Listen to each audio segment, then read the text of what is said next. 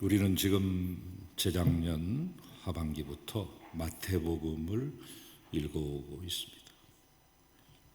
오늘은 마태복음 12장입니다.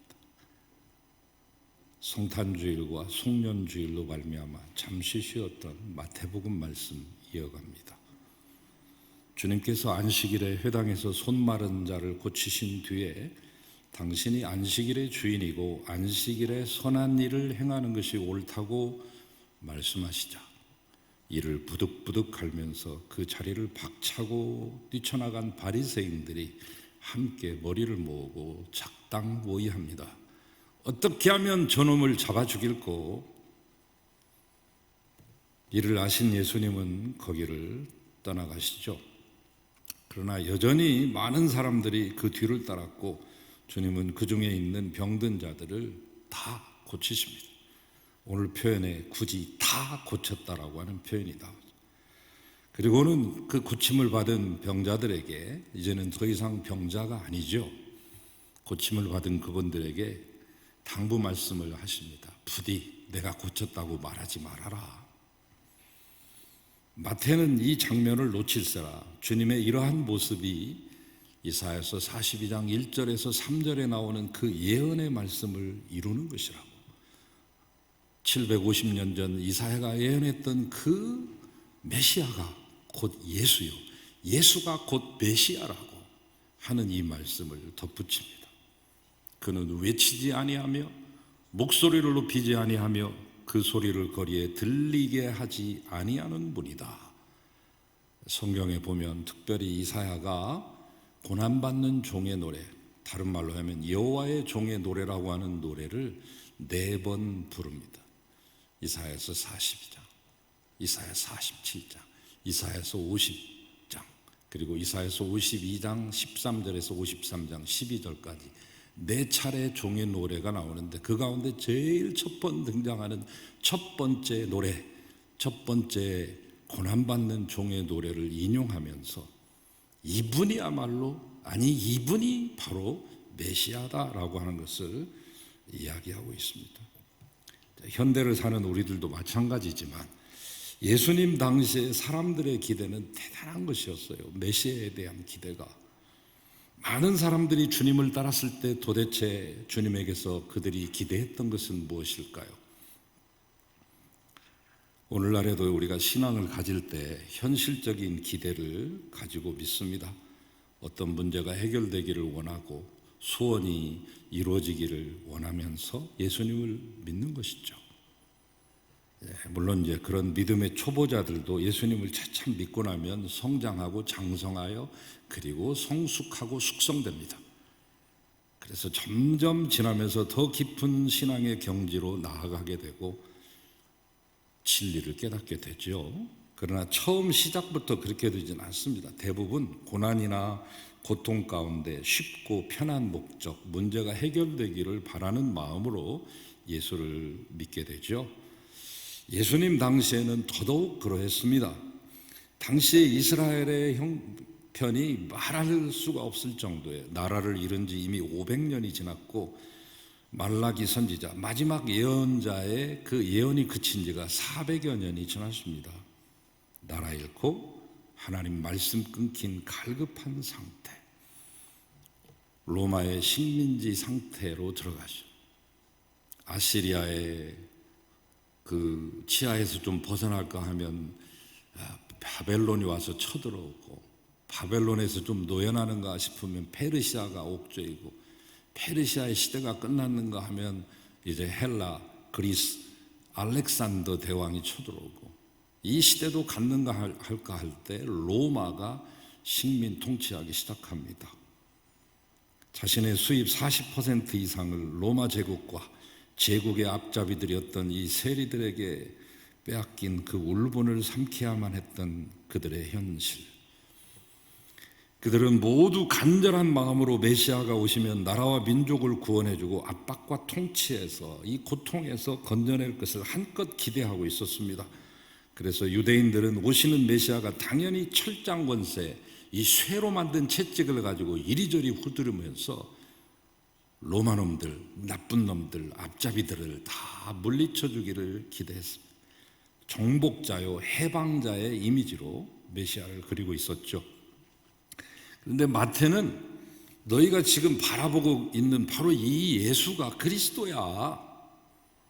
이사야서 42장 예언, 고난받는 종의 노래 첫 번째 등장하는 주인공이 바로 예수고 그분이 메시아라니까 이 말을 힘주어하고 싶었던 것입니다. 보라, 내가 택한 종, 곧 내 마음에 기뻐하는 바 내가 사랑하는 자로다. 그런데 그는 상한 갈대를 꺾지 아니하며 꺼져가는 심지까지도 끄지 아니하는 분이다. 아니, 지금 이스라엘이 모두 한껏 기대하고 있는 메시아는 로마를 쳐부수고 이스라엘을 그 압제에서부터 해방시키는 분인데 고작 상한 갈대도 못 꺾고 꺼져가는 심지도 훅하니 못 불어버리는 그런 분이냐? 보통 우리는 상한 갈대가 있으면 더 꺾어버리고 가고 밟아버리고 싶죠. 꺼져가는 심지가 있으면 에이 뭐 이렇게 시원찮하고 훅 하고 불어버릴 수도 있습니다만은, 그런데 그것조차도 못하시는 분이 오신대요. 그분이 메시아래요. 그리고 그 예수가 그 메시아래요. 자기들이 기대했던 이미지와는 달라도 너무 다른 것입니다. 예수님께서 감당하시는 메시아의 직분은 승리와 정복에 있지 않고 온유와 긍휼과 사랑에 있습니다. 주님은 이미 선포하셨잖아요. 저랑 공부하신 마태복음 11장 마지막에 수고하고 무거운 짐진 사람들아 다 내게로 오너라, 내가 너희를 쉬게 해주마. 그리고 그 쉬게 해주는 방편, 해결 방책으로서 이 말씀을 합니다. 나는 마음이 온유하고 겸손하니 나의 멍에를 먹고 내게 배우라. 그리하면 너희 마음이 쉼을 얻을 것이야. 주님의 해결 방법은 물리적이고 외적인 것이 아니라 내적이고 영적인 것이었습니다.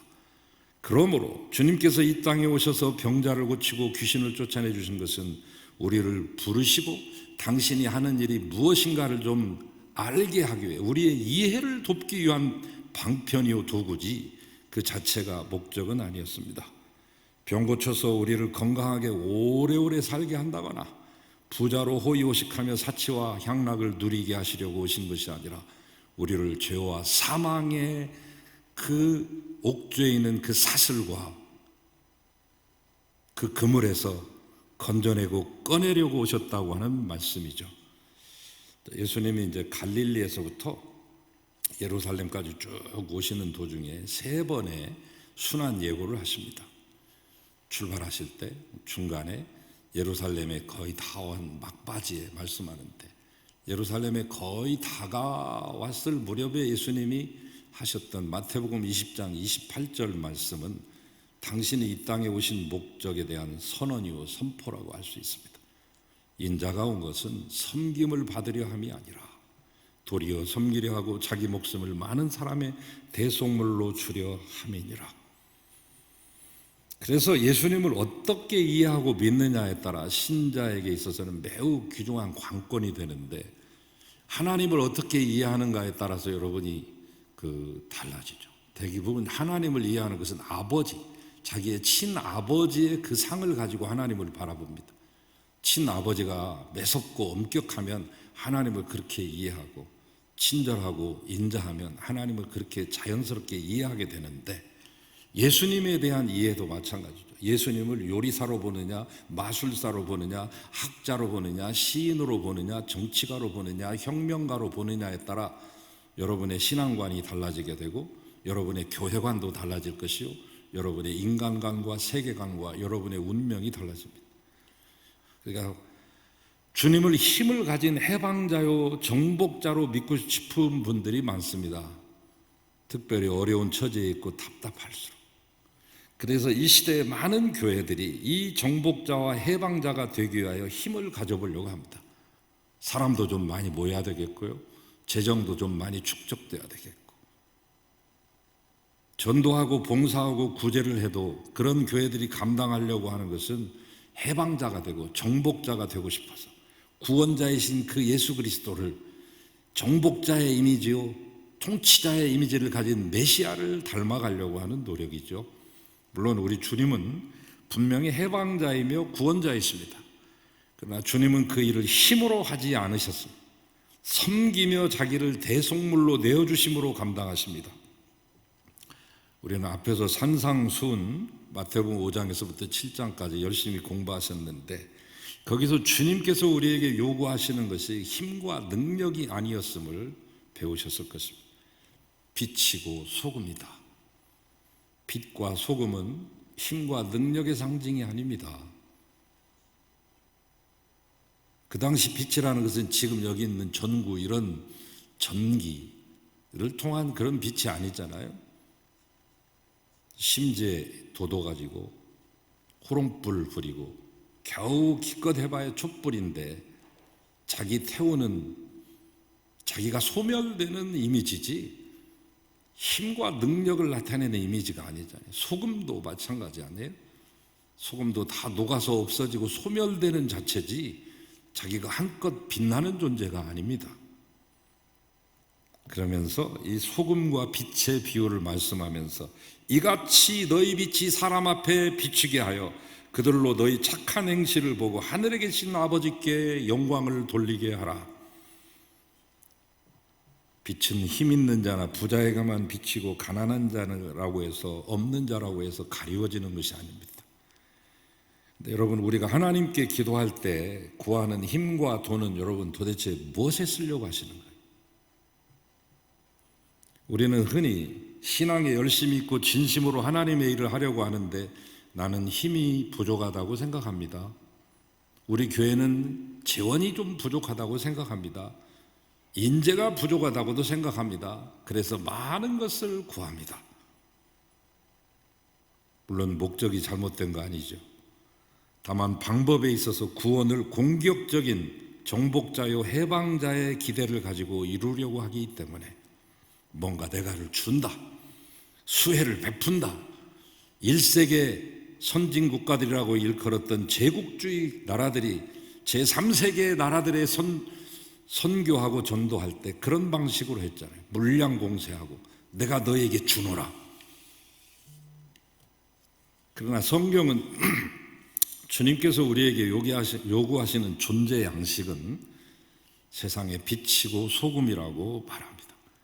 그런데 우리는 빛이나 소금이 되고 싶지 않은 것이죠. 솔직히 말하면. 왜? 녹여야 되니까. 내가 안 나타나니까.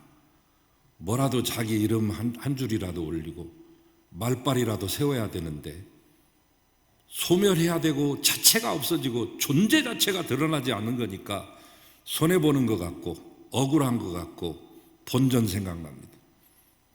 우리는 이 빛을 비추어 사람들이 얼마나 자기 자신들이 잘못되었는가를 깨닫고 스스로 주님께로 돌아오게 하는 역할을 해야 돼요. 그런데 우리가 악당이나 불의한 자들을 모두 처벌해버리고 없애는 방법으로 하나님 나라를 만들려고 생각하죠. 그게 아닌데 말입니다. 자기를 녹여가며 환하게 비추는 촛불과 같은 빛이 아닌 스타워즈 영화에 나오는 공격용 레이저 광선총이나 광선검 같은 살상용 빛이 되고자 합니다. 예수님이 제자들을 모아가지고 첫 번 전도여행 떠날 때 여러 가지 에피소드들이 있죠. 그 가운데 잊을 수 없는 사건 중에 하나가 한 마을을 지나가는데 예수님의 무리들을 반기지 않습니다. 천대하고 박대하고 침뱉 탔습니다. 이때 이 성질 급한 요한이 요한복음과 요한 1, 2, 3서와 요한계시록을 쓰고 사랑의 사도라고 하는 별명까지 가졌던 그 요한이라고 믿기에게는 너무나 다른 모습을 보여주죠. 주님, 이것들 그냥 불벼락 내려버리시죠. 여기서 다 꼬실려 버립시다. 한 번에 끝내고 파죽지세로 나가면 이것들이 복음을 안 믿겠습니까? 매우 진취적인 것 같고 용감한 것 같지만 파괴적이고 정복적인 용어죠. 그때 예수님한테 크게 혼납니다. 야 이놈아. 그러면서 별명 하나를 붙여주죠. 너는 이제부터 보아너게라고 하자. 우레의 아들. 예수님께서 이 땅에 오셨을 때 사람들은 이 요한과 같은 오해를 했습니다. 그런 기대도 있었습니다. 그래서 주님은 말씀합니다. 나는 너희에게 이르노니 너희 원수를 사랑하며 너를 박해하는 자를 위해 기도하거라. 악당 처부수고 불의한 자 물리쳐서 의로운 나라 세우는 거 아닙니다. 원수를 사랑하고 우리를 박해하는 자들을 위해 기도함으로 세우는 나라가 하나님의 나라. 이것이 중요 핵심 포인트죠. 주님이 이 땅에 오셔서 힘을 가지고 세상을 뒤엎지 않았습니다. 마음 먹으면 하실 수 있었을 텐데. 마지막 잡히시던 그날 밤 기드론 골짜기를 넘어서 올리브 동산에서 기도하고 계실 때 가룟 유다가 주님께 와서 배반의 키스를 날리면서 자기들이 데려왔던 사람들로 하여금 체포하게끔 그 키스로서 신호를 보내죠. 근데 데려왔던 사람들이 보통이 아닙니다, 여러분. 여기 보면 두 가지 단어를 눈여겨볼 필요가 있는데 헬라어 원어를 추적하면 그들의 규모가 어느 정도였는지, 예수님 잡으러 온 사람들의 그 구성 성분이 어땠는지를 금방 분석할 수 있습니다. 첫째는 스페이라, 또 하나는 페레티스인데, 스페이라는 로마의 군대 단위를 가리킬 때 말합니다. 한 600명 이상의 군대를, 중대급 이상 600명 정도의 군대를 가리킬 때 스페이라입니다. 로마 군인에만 쓰는 단어, 군대가 온 겁니다. 600명 이상의. 또 하나, 그 군대만 온 게 아니라 페레티스. 페레티스는 성전, 헤롯 성전을 지키고 있었던 성전 경찰입니다. 군대와 경찰이 다 종합해서 합동으로 동원된 거죠. 그냥 올 때 검과 몽치를 들고 왔다. 칼은 이해해요. 그냥 몽치가 뭐예요? 몽치. 짐승들 때려잡을 때 치는 몽치예요. 주의 지팡이와 막대기가 나를 안위하나이다. 여기서 말하는 막대기가 몽치예요. 끝부분이 이렇게 돼가지고 이걸로 곰의 머리를 내려치거나 늑대의 급소를 내려치면서 양을 보호할 때 쓰는 짐승 때려잡는 무기를 가지고 왔습니다. 예수님이 뭔 무례배예요? 깡패예요? 짐승이에요?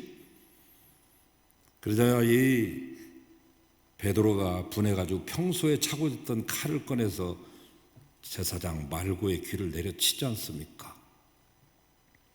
그때 주님이 그 귀를 다시 붙여주면서 하신 말씀, 칼 쓰는 자 칼로 망해. 그러면서 이렇게 말했습니다. 내가 지금이라도 하나님한테 부탁하면 12영도 더 되는 천군과 천사들이 동원된다.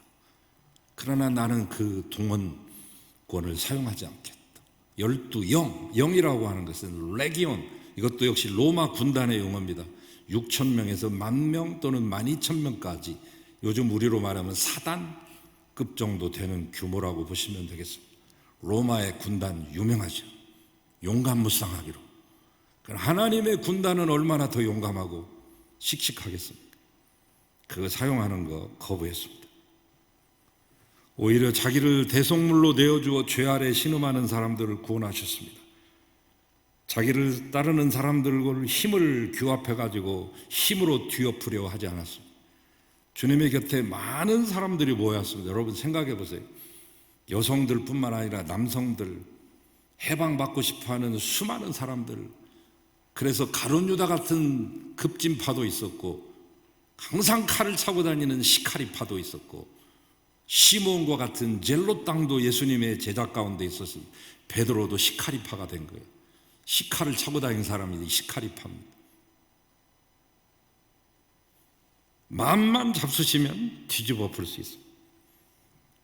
그러나 그는 이제 십자가에 죽어야만 된다고 말씀하시자 모두 도망치고 12명만 남았는데, 그 사람들도 그날 밤 그렇게 주님이 맥없이 붙잡히는 광경을 보자 모두 떠나가고 베드로만 겨우 멀찌감치해서 쫓아왔다가 그날 밤 화톱불 앞에서 3번이나 부인하고 저주하고 도망치지 않습니까? 신자가 어떻게 세상에서 자기 역할을 감당해야 하는 것을 오해하시면 안 됩니다. 세상을 힘으로 공격하여 하나님 나라를 이루는 것이 아닙니다. 정권을 전복시켜 뒤집어 엎어가지고 힘을 차지하는 것이 하나님 나라 세우는 게 아닙니다. 예수를 배우고 닮아 세상 앞에서 세상과 다른 점을 빛으로 비춰주는 거죠. 이렇게 다르다, 그래서 그들이 우리를 보고 도전받고 죄 아래에서 사망에서 벗어나려고 갖은 애를 쓰고 도전하도록 도와주는 것, 이것이 전도고 이것이 선교며 이것이 사랑인 것입니다. 새 계명을 너희에게 주노니 서로 사랑하라. 내가 너희를 사랑한 것 같이 너희도 서로 사랑하거라. 너희가 사랑하면 이로써 모든 이들이 너희가 내 제자인 줄을 알게 될 것이다.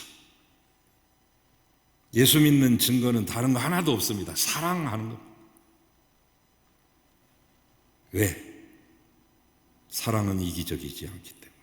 사랑은 이타적이며 상대를 위하는 것이기 때문에, 상대를 위하여 목숨까지 내어주는 것이기 때문에, 그러므로 세상에서는 흔히 볼 수 없는, 아니 전혀 볼 수 없는 것이기 때문에 세상 사람들이 제일 많이 글로서 남기는 그 단어가 사랑입니다. 시를 써도 그러고 노래를 그래도.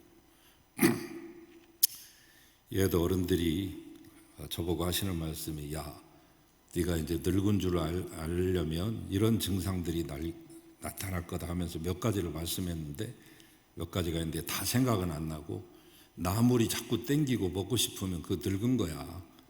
근데 제가 나물이 자꾸 땡기더라고요. 그리고 뽕짝이 좋아지면 늙은 거다.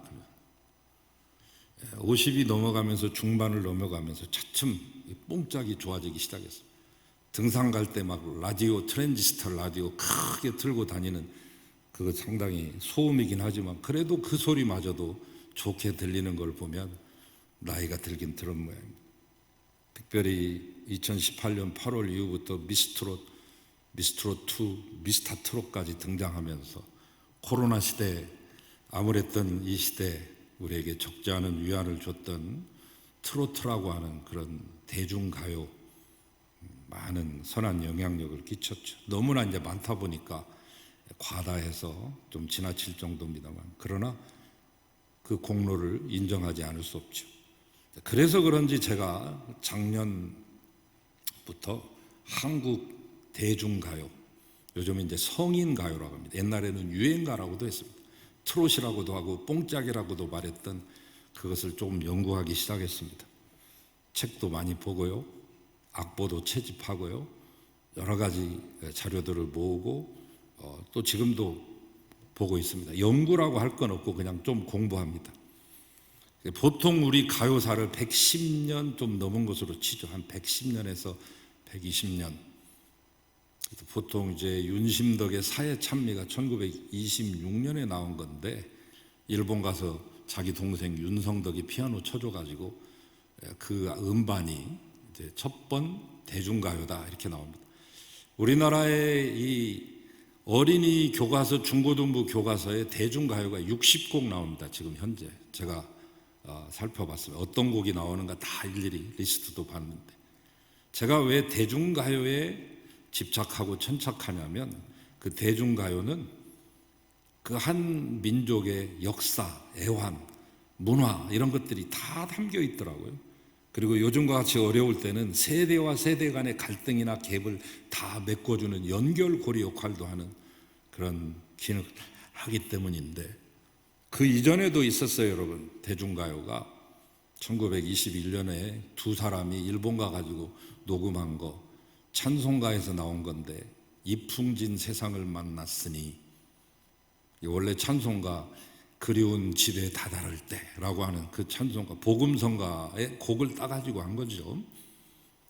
그 이전에 새야 새야 파랑새야 녹두밭에 앉지 말라, 녹두장군 전봉준을 기리면서 그 동학혁명의 정신을 노래했던 1894년에 나오는 그 노래까지 치면 이미 127년을 넘습니다마는, 그 뒤로 수많은 노래들이, 이미자, 송가인, 방탄소년단의 최신곡 Life Goes On이라고 하는 노래까지, 이제는 세계까지 진출했어요. 우리나라 가요 무시 못하죠. 이제 세계 문화를 주도하는 트렌드가 되고 있으니까, K-pop. 근데 제가 주목한 것은 제목과 가사를 분석했는데, 송대관 씨의 유행가라고 하는 노래 중간에 나오듯이 유행가 노래 가사는 사랑과 이별과 눈물이더라. 그 말이 딱 맞더라고요. 깜짝 놀랐어요. 사랑이라고 하는 제목을 가진 지금까지 110년 동안의 우리나라의 가요를 보면은 한 1,500개 되고요. 사랑이라고 하는 가사가 들어있는 것을 보면 44,000개가 넘습니다. 사랑이 테마죠. 그러나 세상 사람들의 사랑이라고 하는 것은 언제까지나 자기 만족과 욕심을 이루는 수단으로 전락되기 딱 쉽습니다. 두 청년이 선남선녀가 그렇게 사랑해서 결혼했음에도 요즘 결혼하고 한다는 게 얼마나 은혜로운 일이고 감사한 일이고 감격스러운 일입니까? 아기의 울음소리를 듣는 것이 얼마나 감격입니까? 저희 바로 2층에 할머니가 이제 막 태어난 외손주를 이제 기르시나 봐요. 그 아이 울음소리가 얼마나 우렁찬지 시끄럽게 들리지 않고 얼마나 사랑스럽게 들리는지 알 수 없습니다. 아이의 울음소리가 끊겨지고 이제 시와 군이 다 소멸되고 전라도에 얼마 전까지 800개 학교가 없어졌습니다. 경상도에 790개 없어졌습니다. 작년 동안에 시와 군 이런 거 다 소멸. 군 인구 고작 해봐야 1,100명 넘습니다. 보훈군이. 이런 상황 가운데서 두 남녀가 결혼한다는 거 얼마나 기적적인 사건이고 거기에 아기까지 태어난다면 얼마나 감사한 일입니까만 가정 파탄이 참 많죠. 부부가 서약한 거 책임지지 않고 헤어집니다. 이유가 많습니다. 성격 차이랄지 뭐 재정적인 문제랄지. 그러나 그 근본 이유는 뭐냐? 책임을 지지 않고 욕심을 이루기 위해서죠. 부부의 본분은 서로 책임지는 건데 책임지지 않고 욕심을 이루려 하기 때문에 갈라섭니다. 이것이 소위 말하는 세상의 사랑입니다. 사랑의 한계입니다. 그러나 신자가 갖는 하나님을 향한 사랑은 이와 다르지 않습니다. 왜? 나를 위해 살지 않고 그분을 위해 살기 때문에. 그러므로 주께서 하라고 하신 대로 순종하고 내意과 반대되고 내 생각과 다르더라도 복종하고 순종하고 부종하는 것이죠. 그것으로 사랑을 이룹니다. 힘을 가지고 모든 문제를 해결하고 악한 일들을 모두 몰아내는 일은 하나님께서 우리에게 맡기신 일이 아닙니다. 주님께서 이루신 사역의 방법, 그분들의 제자들의 방법, 믿음의 선진들이 이룬 신앙의 모습들이 이 모든 것을 여실히 보여주지 않습니까? 마오쩌둥, 모택동은 이런 말 했습니다. 모든 권력의 힘은 총구에서 나온다고. 히틀러는 1,700만 명의 사람들을 학살했고 스탈린은 2,300만 명이 넘는 사람들을 학살했는데 이 마오쩌둥, 모택동은 20세기에서 일어난 모든 전쟁에서 죽은 사람들보다 더 많이 학살했습니다. 그것도 자국민을 7,800만을. 여러분, 힘으로 다스린 그 나라가 지금 온전히 서 있습니까? 시진핑 1인 독재 체제 속에서 숨이나 제대로 쉴 수 있습니까? 정부에 반대하면 금방 연기처럼 증발하고 사라지고 실종되는 재물의 신이라고 불려지는 마윈조차도 지금 실종되어서 소식이 깜깜무소식인데 살림살이 나아졌습니까? 힘으로 세상이 바뀌지 않습니다. 우리의 죄와 사망의 문제는 결코 물질의 궁핍이나 부족의 문제가 아니라 정신의 문제요 영혼의 문제인 것입니다. 힘을 가지고 이기게 하는 것이 아닙니다. 우리로 하여금 십자가를 지게 함으로 이기게 하시고 일하게 하십니다. 예수님이 오셔서 그렇게 일하셨습니다. 따지고 보면 주님의 제자들도 그렇게 뛰어난 사람들 아니잖아요. 힘 있는 사람 단 하나도 없습니다. 파워 엘리트는 단 1%도 존재하지 않고 필부요, 범부요, 쫄보들이죠. 그런 사람들로 제자를 삼으시고 의와 진리와 거룩함으로 지으심 받은 새 사람으로 살게 하셔서 우리를 죄와 사망에서 구원하셨습니다. 지난 2000년 동안 이 법칙은 단 한 번도 바뀐 적이 없습니다. 우리의 역할도 마찬가지예요. 우리가 돈 가지고 능력으로 세상 앞에서 명분 있게 힘 있게 폼나게 일하고 싶어서 그렇게 구하는 한 우리에게는 답이 없습니다. 그러한 기대와 욕심으로 멋부리는 신앙에 하나님이 개입하실 여지는 존재하지 않습니다. 여러분이 기도 가운데 하나님께 구하시는 것이 무엇입니까? 힘과 능력과 물질을 구하십니까? 그것으로 한번 멋지게 폼나게 일하고 싶으십니까? 그러나 주님의 명령은 힘이 아닌 십자가를 지는 것입니다.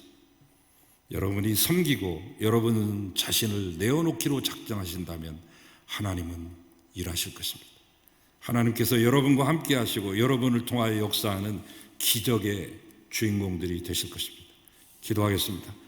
힘이 아닌 것을 알게 하시고 십자가를 지는 것이 우리의 일이요 주님의 능력이요 사역의 절정임을 알게 하여 주셔서 다시금 이 본질 회복하여 하나님 교회의 영광과 하나님의 영광을 찾아오게 하시옵소서. 예수 그리스도의 이름으로 기도합니다. 아멘.